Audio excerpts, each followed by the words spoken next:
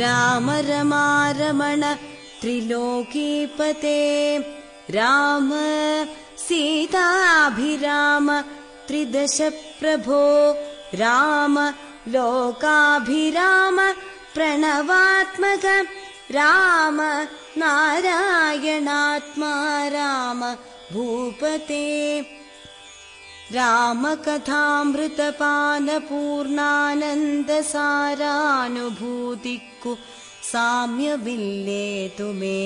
ശാരിക പൈതലേ ചൊല്ലു ചൊല്ലിനിയും ചാരു രാമായണ യുദ്ധം മനോഹരം യുദ്ധമാകർണ്യ കിളിമകൾ ചൊല്ലിനാൾ ചിത്തം തെളിഞ്ഞു കേട്ടിടുവനെങ്കിലോ ചന്ദ്രചൂടൻ പരമേശ്വരനീശ്വരൻ ചന്ദ്രികാമന്ദസ്മിതം പൂണ്ടരുളിനാൻ ചന്ദ്രാനനെ ചെവിതന്നു മുദാ രാമചന്ദ്രചരിതം പവിത്രം ശൃണുപ്രിയേ. യുദ്ധവീരന്മാരെ, സൈനികനെപ്പോൾ യുദ്ധത്തിനായി മുന്നേറുന്നുവോ അപ്പോൾ ഭൂമിയിലെ എല്ലാ മോഹബന്ധനങ്ങളും ഉപേക്ഷിക്കേണ്ടിയിരിക്കുന്നു. അപ്പോൾ അവരുടെ എല്ലാ കെട്ടുകളും പൊട്ടിക്കേണ്ടിയിരിക്കുന്നു. ജീവിക്കാനുള്ള ആഗ്രഹം പോലും ഒപ്പമുണ്ടാകില്ല. അവർ മോഹമായയുടെ എല്ലാ ബന്ധനങ്ങളും ഉപേക്ഷിച്ച് ഒരു യോഗിയെപ്പോലെ ഒരേ ഒരു ലക്ഷ്യം മുന്നിൽ വെച്ച് മുന്നേറുന്നു. സൈനികന് യുദ്ധത്തിൽ ഒരേ ലക്ഷ്യമേ ഉള്ളൂ, വിജയം. നമ്മുടെ ലക്ഷ്യവും വിജയമാണ്. പക്ഷെ ഏതെങ്കിലും ഒരു വ്യക്തിയോടോ രാവണൻ എന്ന ശത്രുവിനോടോ അല്ല. പകരം അധർമ്മത്തിനുമേൽ ധർമ്മത്തിന്റെ വിജയം, അനീതിക്കുമേൽ നീതിയുടെ വിജയം, അന്യായത്തിനുമേൽ ന്യായത്തിന്റെ വിജയം, അസത്യത്തിനുമേൽ സത്യത്തിന്റെ വിജയം. ഈ വിജയമാണ് നമ്മുടെ ലക്ഷ്യം. ഈ ലക്ഷ്യത്തിലേക്കാണ് നമുക്ക് മുന്നേറേണ്ടത്. യുദ്ധത്തിൽ ജയിക്കുവാൻ രണ്ട് കാര്യങ്ങൾ പരമമായ ആവശ്യമാണ്. ഒന്ന് മനസ്സിന്റെ ഉത്സാഹം, മറ്റൊന്ന് ഹൃദയത്തിൽ പ്രഭുവിന്മേലുള്ള വിശ്വാസം. അതുകൊണ്ട് മനസ്സിൽ ഉത്സാഹം നിറയ്ക്കൂ, ഓരോ ഹൃദയങ്ങളിലും ഈ വിശ്വാസവും നിറയ്ക്കൂ. പ്രഭു സദാ ധർമ്മത്തിന്റെയും സത്യത്തിന്റെയും ഒപ്പമുണ്ടായിരിക്കും.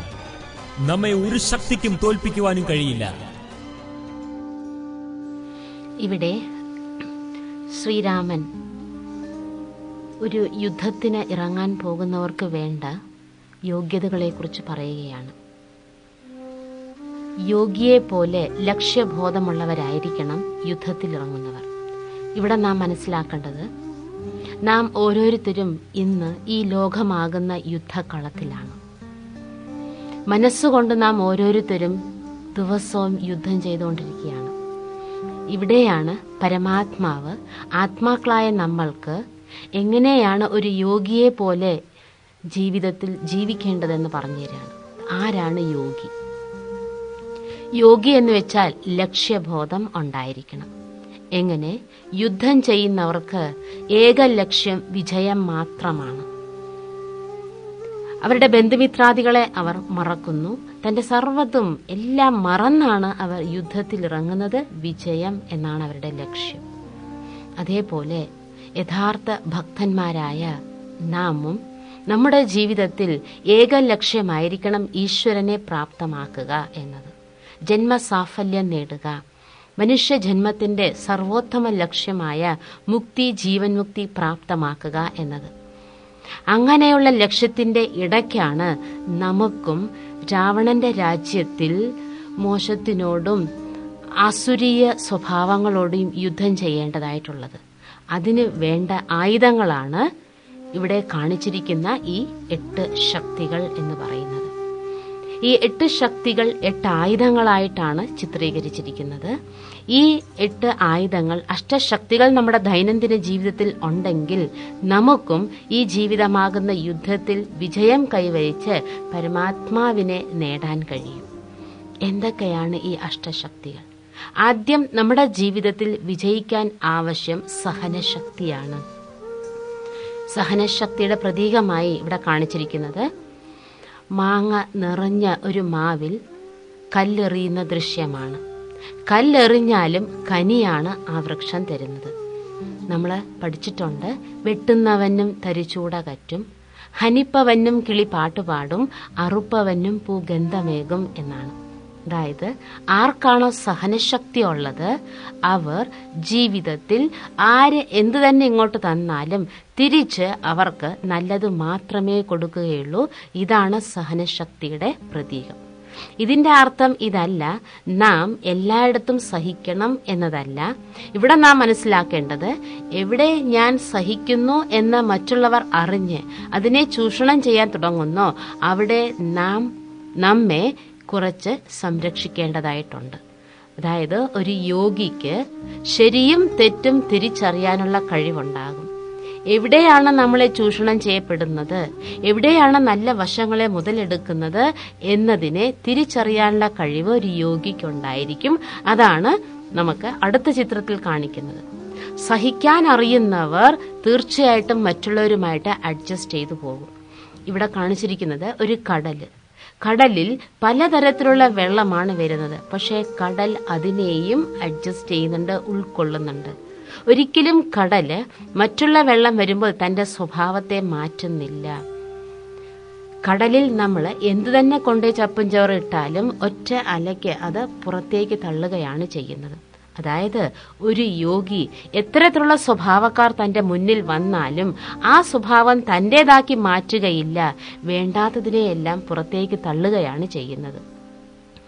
ഒരു സമുദ്രത്തിൽ ബാഹ്യമായി എത്ര തന്നെ ഒച്ചയും ബഹളവും ഉണ്ടെങ്കിലും ആഴത്തിലേക്ക് പോകും തോറും വളരെ ശാന്തമാണ് കടല്.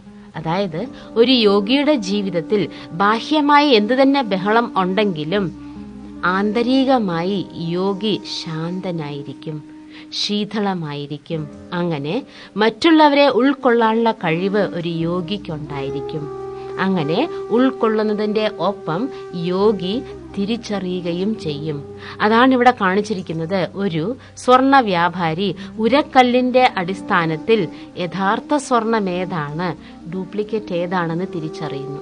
നമ്മുടെ ജീവിതത്തിലും നാം ലക്ഷ്യബോധത്തോടു കൂടി ഒരു യോഗിയെ പോലെ ജീവിക്കുമ്പോൾ നമ്മുടെ മുന്നിലും ഇതുപോലെ പലതും വരും. ശരിയും തെറ്റും, ന്യായവും അന്യായവും, സത്യവും അസത്യവും വരും. പക്ഷേ ഒരു യോഗിയുടെ ബുദ്ധിയിൽ ലക്ഷ്യമുണ്ട്, ഈശ്വര സ്മൃതിയുണ്ട്, ജ്ഞാനം ഉള്ളതുകൊണ്ട് ആ വ്യക്തിക്ക് ശരിയും തെറ്റും യഥാർത്ഥത്തിൽ മനസ്സിലാക്കാനുള്ള കഴിവുണ്ടായിരിക്കും. അതുമാത്രമല്ല, മനസ്സിലാക്കുന്നത് കൊണ്ടും തീരുന്നില്ല. ഏതാണ് ശരി ഏതാണ് തെറ്റെന്ന് മനസ്സിലാക്കിയ ശേഷം ഒരു തീരുമാനവും എടുക്കേണ്ടതായിട്ടുണ്ട്. ഇവിടെ കാണിച്ചിരിക്കുന്നത് ഒരു ത്രാസാണ്. ഒരു ത്രാസിൽ 2 തട്ടുണ്ട്. ആ 2 തട്ടെന്ന് ഉദ്ദേശിക്കുന്നത് മനുഷ്യന്റെ മനസ്സിനെയാണ്. ചില സാഹചര്യങ്ങളിൽ നാം തന്നെ പറയാറുണ്ട്, എനിക്ക് 2 മനസ്സാണ്. വേണോ വേണ്ടേ, ശരിയായിരിക്കുമോ അല്ലയോ, ചെയ്യാമോ ചെയ്യണ്ടയോ. ഇങ്ങനെ നമുക്ക് ചില സമയത്ത് നമ്മുടെ മനസ്സും അപ്പ് ആൻഡ് ഡൗൺ ആയിക്കൊണ്ടിരിക്കുന്നുണ്ട്. പക്ഷെ ത്രാസിന്റെ തട്ട് എപ്പോഴാണ് തുല്യമാകുന്നത്? സൂചി നേരെ നിൽക്കുമ്പോഴാണ്. യോഗിയുടെ മനസ്സിൻ ചില സമയത്ത് ഇങ്ങനെ ചഞ്ചലമാകാറുണ്ട്. പക്ഷെ ബുദ്ധിയാകുന്ന സൂചി പരമാത്മാവിലേക്കാണെങ്കിൽ അവരുടെ മനസ്സിനെ അവർക്ക് സന്തുലനം ചെയ്യാൻ കഴിയും. ഇങ്ങനെ സന്തുലനമായ മനസ്സിൽ എന്തു തന്നെ വന്നാലും അവർക്കതിനെ നേരിടാൻ കഴിയും. ഇവിടെ കാണിച്ചിരിക്കുന്നത് ഒരു ശവം എടുത്തുകൊണ്ട് പോകുന്നതാണ്. ഒരു മനുഷ്യന്റെ ജീവിതത്തിൽ ഏറ്റവും വിഷമഘട്ടം ഏതാണെന്ന് ചോദിച്ചാൽ മരണമാണ്. തന്റെ പ്രിയജനങ്ങൾ, തനിക്കിഷ്ടപ്പെട്ടവർ, തനിക്ക് വേണ്ടപ്പെട്ടവർ, തന്റെ അടുത്ത ബന്ധുമിത്രാദികൾ മരിക്കുമ്പോൾ ഉള്ള വിഷമം പറഞ്ഞറിയിക്കാൻ പറ്റാത്തതാണ്. പക്ഷേ ഒരു യോഗി അതിനെയും നേരിടും. എങ്ങനെ? യുദ്ധത്തിൽ സ്വയം മരിച്ചാൽ പോലും അവർ ദുഃഖിതരാവരുതെന്നാണ് പറയുന്നത്. യുദ്ധത്തിൽ മരിക്കുന്നത് അഭിമാനമാണ്. അതായത് തന്റെ ജീവിതത്തിൽ നമുക്കിഷ്ടമുള്ളവർ, നമുക്ക് വേണ്ടപ്പെട്ടവർ, നമ്മുടെ അടുത്ത ബന്ധുമിത്രാദികൾ അകന്നാൽ പോലും ഒരു യോഗിയുടെ മനസ്സ് സന്തുലനമായിരിക്കും. മരണം എന്നത് നിശ്ചയിക്കപ്പെട്ടതാണ്. മരണത്തെ കണ്ട് നാം ഒരിക്കലും ഭയപ്പെടരുത്. മരണത്തെ കണ്ട് നാം ഒരിക്കലും വിഷമിക്കരുത്. ജനിച്ചാൽ മരിക്കുക തന്നെ വേണം. ഇവിടെ നമ്മളൊരു സത്യം മനസ്സിലാക്കേണ്ടതായിട്ടുണ്ട്. നാം ഓരോരുത്തരും ഈ ശരീരം അല്ല. ഈ ശരീരത്തിനെ ചലിപ്പിക്കുന്ന ഒരു ചൈതന്യ ശക്തി ആത്മാവാണ്. ശരീരം ജഡമാണ്. നമ്മുടെ ദൈനംദിന കർമ്മങ്ങൾ ചെയ്യാൻ വേണ്ടി മാത്രം കിട്ടിയ ഒരു ഉപകരണമാണ് ഈ ശരീരം. പഞ്ചതത്വങ്ങളാൽ നിർമ്മിതമാണ്. പക്ഷെ ആത്മാവ് ഇതിനെല്ലാം അതീതമാണ്. ആത്മാവ് അജരനും അമരനും അവിനാശിയുമാണ്. ആത്മാവിനെ ആർക്കും ഒന്നും ചെയ്യാൻ സാധിക്കില്ല. ഇവിടെ ആത്മാവ് മരിക്കുന്നില്ല. അതാണ് ഈ ചിത്രത്തിൽ കാണിച്ചിരിക്കുന്നത്. ആത്മാവാകുന്ന പ്രകാശം അവിടെയുണ്ട്. ശരീരം മാത്രമേ നശിച്ചിട്ടുള്ളൂ എന്ന്. ആത്മാവ് നശിക്കുന്നില്ല. പിന്നെയോ ഈ ലോകത്തിൽ നാം വന്നാൽ നമ്മുടേതായ ഭാഗം കഴിയുമ്പോൾ, നമ്മുടെ റോള് കഴിയുമ്പോൾ, നമ്മുടെ സമയം കഴിയുമ്പോൾ നാം ആർക്കു വേണ്ടിയും കാത്തിരിക്കുന്നില്ല. ആരും ആർക്കു വേണ്ടിയും കാത്തിരിക്കുന്നില്ല. ഓരോരുത്തരും അവരവരുടെ സമയം വരുമ്പോൾ പോയേ പറ്റൂ. ഈ യാഥാർത്ഥ്യവും നമ്മൾ മനസ്സിലാക്കേണ്ടതായിട്ടുണ്ട്. ജനനം ഉണ്ടെങ്കിൽ മരണം ഉണ്ട്. ജനിക്കുമ്പോൾ തന്നെ മരണം നിശ്ചയിക്കപ്പെട്ട് കഴിഞ്ഞു. ഇങ്ങനെ ആത്മജ്ഞാനം കിട്ടിയവർക്ക് ജീവിതത്തിൽ എന്ത് വന്നാലും അതിനെ തരണം ചെയ്യും. സാധാരണ രീതിയിൽ നാം പറയാറുണ്ട്, എന്റെ തലയൊന്നും എടുക്കില്ലല്ലോ എന്ന്. അതായത് അങ്ങേയറ്റം പോയാൽ മരണമല്ലേ സംഭവിക്കുള്ളൂ എന്ന്. അപ്പൊ മരണത്തെയും അതിജീവിച്ചവർക്ക് പിന്നെ ഈ ലോകത്തിൽ യാതൊന്നിനെയും പേടിക്കേണ്ട കാര്യമില്ല. താൻ ചെയ്യുന്ന പാപകർമ്മത്തിനെയും തെറ്റിനെയും മാത്രം ഭയപ്പെട്ടാൽ മതി. ഇനി അടുത്തത് ഇവിടെ കാണിച്ചിരിക്കുന്നത്, ഒരു യോഗി എല്ലാവരുമായി സഹകരിച്ചു പോകും. എങ്ങനെ ഗോവർദ്ധന പർവ്വതം പൊക്കാൻ ഓരോരുത്തരുടെയും ഓരോ വിരലാണ് സഹായിച്ചത്. ഇവിടെയും ഈശ്വരന്റെ കാര്യത്തിൽ നാം ഓരോരുത്തരും നമ്മളെ കൊണ്ടൊക്കുന്നത് ചെയ്യുകയാണെങ്കിൽ തീർച്ചയായിട്ടും ഈ രാവണന്റെ രാജ്യത്തെ, ഈ ദുഃഖധാമത്തെ, ഈ കലിയുഗത്തെ നമുക്ക് മാറ്റിയെടുക്കാൻ കഴിയും. കാരണം ഒരു യോഗി തന്റെ ജീവിതത്തിൽ ഈശ്വരന്റെ സ്മൃതി ഉള്ളത് കൊണ്ട് ആ ഈശ്വര സ്മരണ, ഈശ്വര സ്മൃതി എന്ന് പറയുന്ന മനസ്സിന്റെ വൈബ്രേഷൻ ഒന്ന് ആ വ്യക്തിക്ക് പൂർണ്ണമായും കിട്ടുന്നുണ്ട്. രണ്ട്, ഏത് സ്ഥലത്താണോ ആ വ്യക്തി ഇരിക്കുന്നത്, താമസിക്കുന്നത്, കാര്യങ്ങൾ ചെയ്യുന്നത്, അവിടേക്കും ആ തരംഗങ്ങൾ എത്തുന്നുണ്ട്. മൂന്നാമത്, ആ വ്യക്തി ഉപയോഗിക്കുന്ന ഓരോ സാധനങ്ങളിലും ആ യോഗത്തിന്റെ ബലം ഉണ്ട്, ശക്തിയുണ്ട്. നാലാമത്, ആ വ്യക്തിയുമായി ഇടപഴകുന്ന ഓരോ വ്യക്തികൾക്കും ആ യോഗത്തിന്റെ ഈശ്വര സ്മൃതിയുടെ വൈബ്രേഷൻസ്, തരംഗങ്ങൾ എത്തുന്നുണ്ട്. അഞ്ചാമത്, ഒരു യോഗി എവിടെയാണോ താമസിക്കുന്നത്, എവിടെയാണോ തന്റെ കാര്യങ്ങൾ ചെയ്യുന്നത്, അവിടെ നിന്നും ലോകം മുഴുവനും ആ വൈബ്രേഷൻസ് എത്തുന്നുണ്ട്. അപ്പൊ എന്തുകൊണ്ട് നാം ഈ ലോകത്തിൽ ഒരു യോഗിയായി ജീവിച്ചുകൂടാ? അതായത് ഈശ്വര സ്മൃതിയിൽ നമ്മുടെ ഓരോ കർമ്മങ്ങളും ചെയ്തുകൂടാ? ഇങ്ങനെ നാം ജീവിക്കുമ്പോൾ തീർച്ചയായിട്ടും ഒരു ആമയെ പോലെ തന്റെ കർമ്മേന്ദ്രിയങ്ങളെ ഉൾവലിയാനും കർമ്മേന്ദ്രിയങ്ങളെ നിയന്ത്രിക്കാനും നമുക്ക് കഴിയും. ഈ ലോകത്ത് എത്രയോ ജീവജന്തുക്കൾ ഉണ്ട്. പക്ഷെ ആമയുടെ ഒരു പ്രത്യേകതയാണ്, ആവശ്യമുള്ളപ്പോൾ മാത്രം തന്റെ കൈകാലുകളും ഉപയോഗിക്കും, ആവശ്യമില്ലെങ്കിൽ എല്ലാം ഉൾവലിയും. നമ്മുടെ ജീവിതത്തിലും എവിടെ നമുക്ക് ആവശ്യമുണ്ടോ അവിടെ മാത്രം നാം നമ്മുടെ ജ്ഞാനേന്ദ്രിയങ്ങളെ ഉപയോഗിക്കുക, കർമ്മേന്ദ്രിയങ്ങളെ ഉപയോഗിക്കുക. ആവശ്യം കഴിഞ്ഞാൽ അതിനെ ഉൾവലിയുക, ഈശ്വരനിലേക്ക് തിരിപ്പിക്കുക, ഈശ്വരൻ തരുന്ന അറിവിനെക്കുറിച്ച് മനനം ചെയ്യുക. ഇതുകൊണ്ട് തന്നെയാണ് ക്ഷേത്രങ്ങളിൽ നാം കാണാറുണ്ട്, വിളക്ക് കാലിന്റെ ചുവട്ടിൽ ആമയുടെ രൂപമാണ് കാണിച്ചിരിക്കുന്നത്. അതായത് ഏതൊരു വ്യക്തിയാണോ തന്റെ ജ്ഞാനേന്ദ്രിയങ്ങളെയും കർമ്മേന്ദ്രിയങ്ങളെയും ആവശ്യത്തിന് മാത്രം ഉപയോഗിച്ച് ആവശ്യം കഴിഞ്ഞതിന് ശേഷം ഉൾവലിഞ്ഞ് ഈശ്വരനെ ഓർമ്മിക്കുന്നത്, ആ വ്യക്തിയുടെ ആത്മാവാണ് തെളിയുക, ആത്മദീപമാണ് പ്രകാശിക്കുക. ഇവിടെ നാം അറിയുന്നത്, ഇന്നത്തെ മനുഷ്യര് തന്റെ കാര്യങ്ങൾ കഴിഞ്ഞ ഉടൻ മറ്റുള്ളവരുടെ കാര്യങ്ങൾ അന്വേഷിക്കുന്നത്. അല്ലെങ്കിലോ തന്റെ കാര്യങ്ങളൊക്കെ അവിടെ കിടക്കും, മറ്റുള്ളവരുടെ കാര്യങ്ങൾ അന്വേഷിക്കാൻ പോകുന്നു. പക്ഷെ ഒരു യോഗി അതായിരിക്കില്ല. ആവശ്യമുള്ളിടത്ത് മാത്രമായിരിക്കും തന്റെ ജ്ഞാനേന്ദ്രിയങ്ങളെയും കർമ്മേന്ദ്രിയങ്ങളെയും ഉപയോഗിക്കുക. ഇങ്ങനെ വരുമ്പോൾ തീർച്ചയായിട്ടും നമ്മൾ ഈ ലോകത്തിൽ നിന്നും പോകാനുള്ള തയ്യാറെടുപ്പുകളായിരിക്കും നമുക്കുണ്ടാകുക. തയ്യാറായാലും ആയില്ലെങ്കിലും നമ്മൾ പോയല്ലേ പറ്റുള്ളൂ. ഇവിടെ കാണിച്ചിരിക്കുന്നത് ഭാണ്ഡം മുറുക്കുന്ന ശക്തി, അതായത് പവർ ടു പാക്ക്. നമ്മളൊരു യാത്രയ്ക്ക് പോകാനിരിക്കട്ടെ, 7 മണിക്കാണ് ട്രെയിനെങ്കിൽ നമ്മൾ 6:45 സ്റ്റേഷനിൽ പോയി നിൽക്കാറുണ്ട്.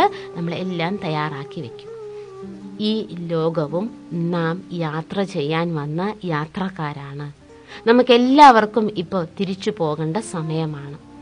ഈ സമയത്ത് നമ്മുടെ ബുദ്ധിയാകുന്ന പെട്ടിയിൽ ഈശ്വരൻ തരുന്ന ജ്ഞാനം, അതായത് ഞാൻ ആത്മാവാണെന്നും ഈ ശരീരം നശ്വരമാണെന്നും ഈ ബന്ധുമിത്രാദികളെല്ലാം ഇവിടെ വെച്ച് കിട്ടിയതാണെന്നും ഇവരെല്ലാം എന്നെ വിട്ടു പോകും, അല്ലെങ്കിൽ ഞാൻ ഇവരെ വിട്ടു പോകും, ഈ കാണുന്നതൊന്നും ഞാൻ കൊണ്ടുവന്നതല്ല, ഞാൻ ഇവിടേക്കൊരു അതിഥി മാത്രമാണ് എന്നിങ്ങനെയുള്ള സ്മൃതി അവരുടെ ബുദ്ധിയിൽ ഉണ്ടായിരിക്കും. രണ്ടാമത് അവരുടെ ബാഗ്, എപ്പോഴും ബാഗ് കയ്യിലിരിക്കും. അതായത് അവരുടെ മനസ്സിൽ ഈശ്വരന്റെ സ്മൃതി, കാരണം അവിടേക്കാണ് ഇപ്പൊ പോകേണ്ടത്. അങ്ങനെ ഏത് സമയത്തും അവർ ഈ ലോകത്തിൽ നിന്നും തയ്യാറായിരിക്കും പോകാനായി. ഇപ്പൊ നടന്നുകൊണ്ടിരിക്കുന്ന സമയം അകാല മരണത്തിന്റെ സമയമാണ്. മരണത്തിന് പ്രത്യേക കാരണങ്ങളുടെ ആവശ്യം ഇല്ല. പെട്ടെന്നാണ് മരണം നമ്മളെ പിടികൂടുന്നത്. ഈ സമയത്ത് നമ്മുടെ മനസ്സും ബുദ്ധിയും എപ്പോഴും പോകാൻ തയ്യാറാക്കി വെക്കുകയാണെങ്കിൽ നമ്മുടെ ഈ ജന്മം സഫലമാകും. മനുഷ്യ ജന്മത്തിന്റെ വിജയം എന്ന് പറയുന്നത് നാം പോകുമ്പോൾ, ഈ ലോകം വിട്ട് ആത്മാവി ശരീരം വിട്ട് പോകുമ്പോൾ സന്തോഷമായിട്ട് വേണം പോകാൻ. ആ സന്തോഷമായിട്ട് പോകുന്നവരാണ് ജീവിതമാകുന്ന യാത്രയിലെ വിജയികൾ. ഒരു കുട്ടി ജനിക്കുമ്പോൾ കരഞ്ഞാണ് ജനിക്കുന്നത്. പക്ഷെ പോകുമ്പോഴോ, കുട്ടി ജനിക്കുമ്പോൾ ആ കുട്ടി കരയുന്നെങ്കിലും കൂടെയുള്ളവർക്ക് സന്തോഷമാണ്. പക്ഷെ പോകുമ്പോഴോ, പോകുന്നവർ സന്തോഷമായിട്ട് പോകണം. അതാണ് ആ വ്യക്തിയുടെ വിജയം.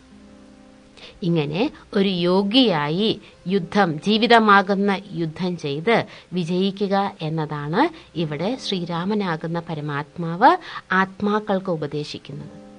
കാട്ടിയതെല്ലാം അപനയം നീയതു നാട്ടിലുള്ളോർക്കുമാപത്തിനായി നിർണയം. ഞാനിതിനിന്നിനി രാമനെയും മറ്റു വാനരന്മാരെയുമൊക്കെയൊടുക്കുവൻ. ജാനകി തന്നെ അനുഭവിച്ചിടു നീ, മാനസേ ഖേദമുണ്ടാകരുതേതുമേ. ദേഹത്തിനന്തരം വന്നുപോം മുന്നമേ, മോഹിച്ചതാഹന്ത സാധിച്ചു കൊള്ളുക നീ. ഇന്ദ്രിയങ്ങൾക്കു വശനാം പുരുഷനു വന്നിടുമാപത്തു നിർണയമോർത്തു കാൺ. ഇന്ദ്രിയ നിഗ്രഹമുള്ള പുരുഷനു വന്നുകൂടും നിജ സൗഖ്യങ്ങളൊക്കവേ. ഇഷ്ടം പറയുന്ന ബന്ധുക്കളാരുമേ കഷ്ടകാലത്തിങ്കലില്ലെന്നു നിർണയം. തന്നെ ദുർനയം കൊണ്ടുവരുന്നതിനിന്നു നാമാളല്ല, പോകെന്നു വേർപെട്ടു ചെന്നു സേവിക്കും പ്രബലനെ. ബന്ധുക്കൾ അന്നേരമോർത്താൽ ഫലമില്ല മന്നവ. രാമശരമേറ്റു മൃത്യു വരുന്നേരമാമയമുള്ളിലെനിക്കുണ്ടതുകൊണ്ടു നേരെ പറഞ്ഞു തരുന്നതു ഞാനിനി. താരാർമകളെ കൊടുക്ക വൈകിടാതെ. യുദ്ധമേറ്റുള്ള പടയും നശിച്ചുടനർത്ഥവുമെല്ലാം ഒടുങ്ങിയാൽ മാനസേ മാനിനിയെ കൊടുക്കാമെന്നു തോന്നിയാൽ സ്ഥാനവുമില്ല കൊടുപ്പതിനോർക്ക നീ. മുമ്പിലേയുള്ളിൽ വിചാരിച്ചു കൊള്ളണം, വമ്പനോടേറ്റാൽ വരും ഫലമേവനും. ശ്രീരാമനോടു കലഹം തുടങ്ങിയാലാരും ശരണമില്ലെന്നതറിയണം.